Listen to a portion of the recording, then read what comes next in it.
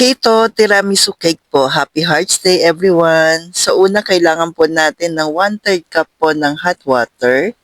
Tapos naglagay po ako nitong Great Taste na granules. Great Taste, baka naman. Gusto ko kasi yung mas matapang. Yan. Yung kaya kong ipaglaban. Sabay ganun. Dalawang sachet po yung nilagay ko po. Tapos kailangan natin ng 4 pieces po na egg yolk. Yan. Then, add po tayo ng 1 teaspoon po ng vanilla at 3 tablespoon po ng all-purpose cream. Heavy cream, pwede rin po. 3 tablespoon po ng coconut oil.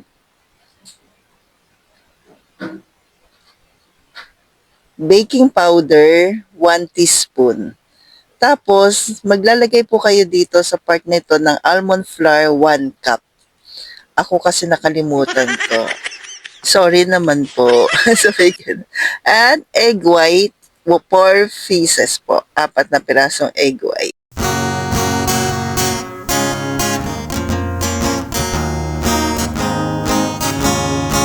Saang tindahan, low carb essentials ay kumpletong matatagpuan. Katulong mo sa pag-ayos ng iyong kalusugan. Marami kang pagpipilian sa Grindahan.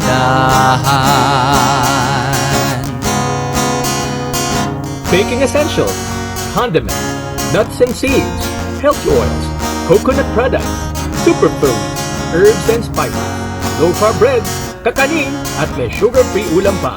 Happy ang pamimili sa Grindahan! Saang tindahan, low carb essentials ay kumpletong matatagpuan. Katulong mo sa pag-ayos ng iyong kalusugan. Marami kang pagpipilian sa Grindahan.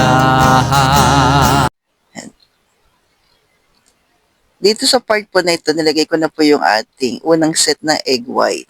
Doon ko palang naalala yung ating almond flour. So, tandaan po doon sa unahan po yung dapat yung almond flour. Anyway, kaya pa naman po. Wag lang gayahin. Sabi ganun. Yan. So, dahan-dahan ko pong ina-add kasi hindi siya pwede ma-mix maigi yung ating almond flour po. Yan. So, nagawa naman ng paraan.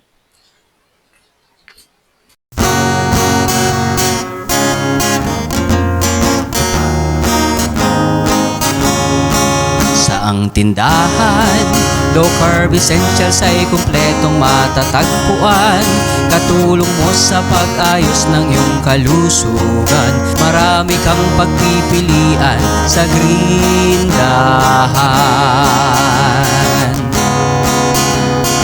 Baking essentials, condiments, nuts and seeds, healthy oils, coconut products, superfoods, herbs and spices, low-carb breads, kakanin, at may sugar-free ulam pa.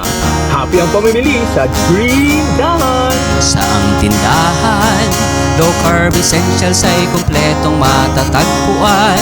Katulong mo sa pag-ayos ng iyong kalusugan. Marami kang pagpipilian sa Grindahan.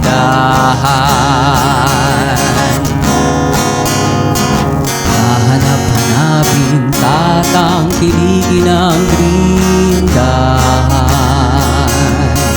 Hahanap-hanapin, tatangkilikin ang Grindahan. Hahanap-hanapin, tatangkilikin ang Grindahan. Hahanap-hanapin, tatangkilikin ang Grindahan. Hahanap-hanapin, tatangkilikin ang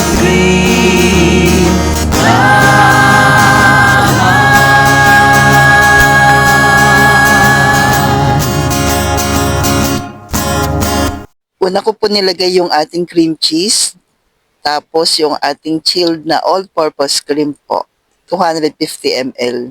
Then 1/4 cup stevia erythritol, 1 teaspoon po ng vanilla, then mix lang po natin lahat hanggang sa ma-double po yung kanyang volume.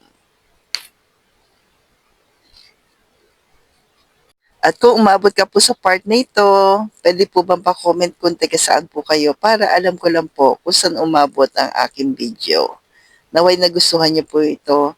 No added sugar po at diabetic friendly yung ating tiramisu cake. Pwede ba sa hindi naglo-low carb? Yes po. Pwede. Mas okay pa nga. Yan. Lagay na po natin sa ating heart shape. Nilagyan ko na po ng coffee yung ating yung pinaka-base. Yan. Then, ito yung sa gitna. Ang ating tiramisu. After po nito, maganda po na i-chill po ito po bago nyo po kainin para mas masarap yung ating tiramisu. Then, yung ating kalahating heart, nilagay ko na po. Tapos, yung ating black coffee din, lalagyan na rin natin sa ibabaw.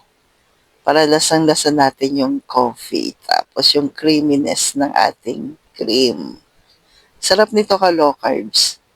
At maganda dito kasi guilt-free. At diabetic friendly yung ating keto tiramisu cake. Yan.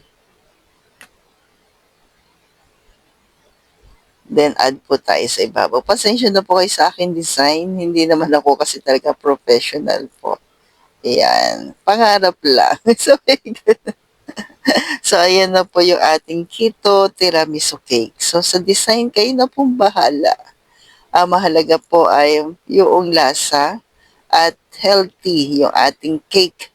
No sugar po. No added sugar. Sweet pero healthy cake. Enjoy po and stay low carb.